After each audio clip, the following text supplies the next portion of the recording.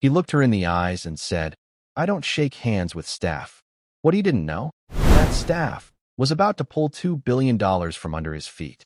Amara Daniels entered the glossy glass tower with quiet confidence. She didn't wear diamonds or designer brands, just a clean gray suit, low heels, and a gold pin on her lapel that only the sharpest eyes would recognize. She walked into the executive conference room, where billionaire Charles Grant was preparing to pitch for a $2 billion investment. Amara wasn't his assistant, and she wasn't there to take notes. She was the lead investment officer of one of the most powerful funding groups in the country, a quiet giant behind dozens of tech empires. As she extended her hand to greet Charles, he looked her up and down with a half-smile and said, "I don't shake hands with staff." Then he turned and greeted the white junior associate standing behind her. A few people in the room froze. Some looked down awkwardly, but Amara didn't flinch.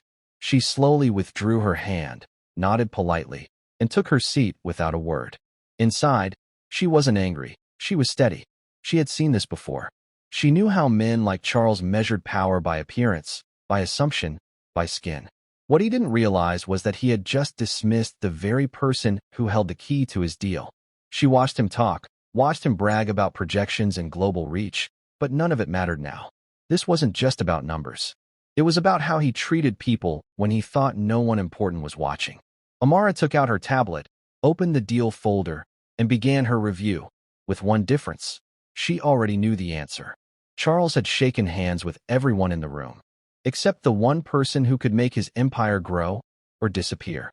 Amara sat through the presentation with a composed expression, her face unreadable. Charles was in full performance mode, clicking through slides filled with bold numbers, colorful charts, and buzzwords that echoed across the boardroom. He spoke about market dominance, IPO timelines, international partnerships. His voice was loud. His ego was louder. But Amara wasn't impressed. She'd heard it all before. What she looked for in founders wasn't just data, it was depth, integrity, leadership, and all she saw in Charles was someone who couldn't see past a woman's skin or a name on a badge. She noticed how he ignored her every time she asked a question, how he directed answers to the men in the room, even when she was the one who had asked. Still, she stayed quiet, writing notes, observing not just what he said, but how he carried himself. She watched how he interrupted others, dismissed concerns, and bragged instead of listening. By the time the presentation ended, her notes weren't about revenue or product, they were about risk. Leadership risk, brand risk, human risk. When the room finally fell silent, Charles leaned back in his chair, smiling proudly, as if the deal was already done. But Amara simply closed her tablet and stood up. "Thank you for your time," she said calmly. Charles barely nodded, already turning to shake hands with someone else. And just like that, the meeting was over. No one in that room realized what had just happened. But Amara had made her decision, not out of emotion, but out of experience. She didn't need to raise her voice or prove her worth. She had seen enough. And in her world, quiet decisions often carried the loudest consequences. Back at her office, Amara walked into the boardroom where a few senior partners from the fund were waiting. She didn't bring slides or a presentation. She didn't need to. These people trusted her judgment. They always had. She sat down, folded her hands, and spoke clearly. "I've reviewed the pitch.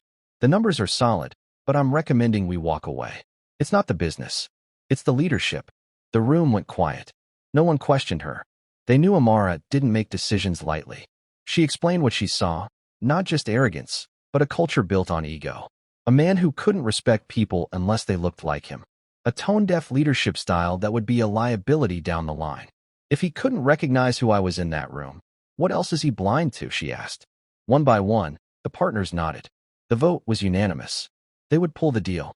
$2 billion, gone in a single meeting. Not out of revenge, but out of principle. The official notice went out that same afternoon. Funding declined. Opportunity closed. No further details.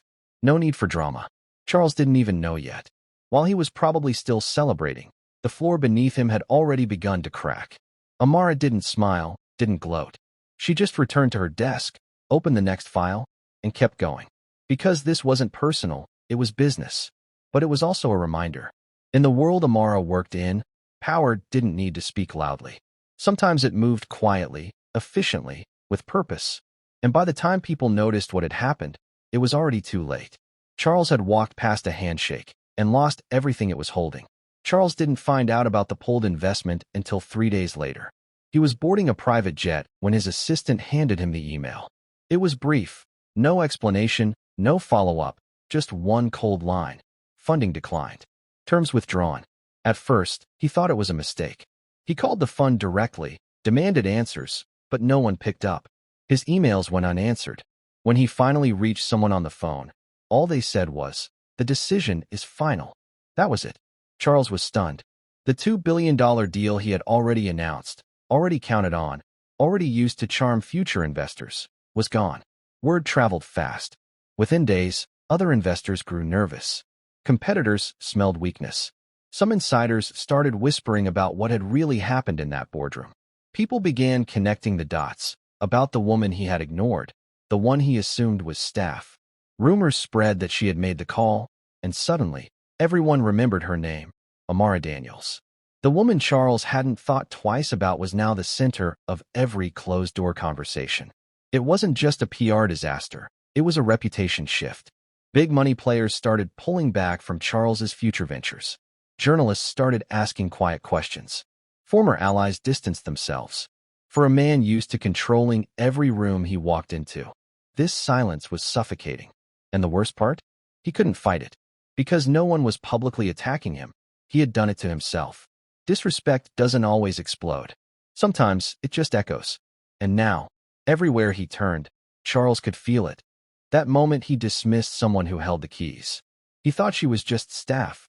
But that moment at the handshake? That was the exact second his empire began to crack. Weeks later, Amara Daniels stepped onto the main stage at a global tech leadership summit. Cameras flashed, industry giants sat in the front row, and thousands of eyes turned to her. She wore the same calm expression she had during that infamous meeting. No bitterness, no ego, just presence. She spoke about leadership, investment ethics, and the power of values over valuation. No names were mentioned, but everyone in the room knew what had happened.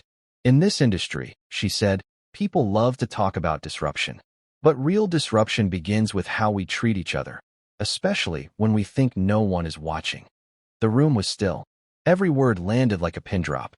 In the back, Charles sat silently, invited by the summit before the fallout. He didn't clap. Couldn't. He just watched the woman he once ignored command the stage he used to own. Amara didn't look at him. She didn't need to.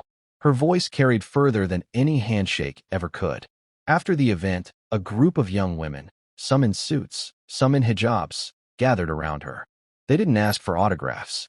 They just said thank you. Because they saw in her what so many had been waiting to see for years. A woman who didn't just make space. She protected it. Amara later declined 3 TV interviews and went straight back to work. She didn't want fame. She wanted change. And quietly, she started building a new fund, one that would back leaders others might overlook. People of color, women, immigrants, dreamers. She knew the world wouldn't change overnight, but it had already begun. Because of one moment, one room, and one decision. When he refused to shake her hand, he thought she was beneath him. But Amara wasn't reaching for his approval. She was offering him a chance. One he never got back.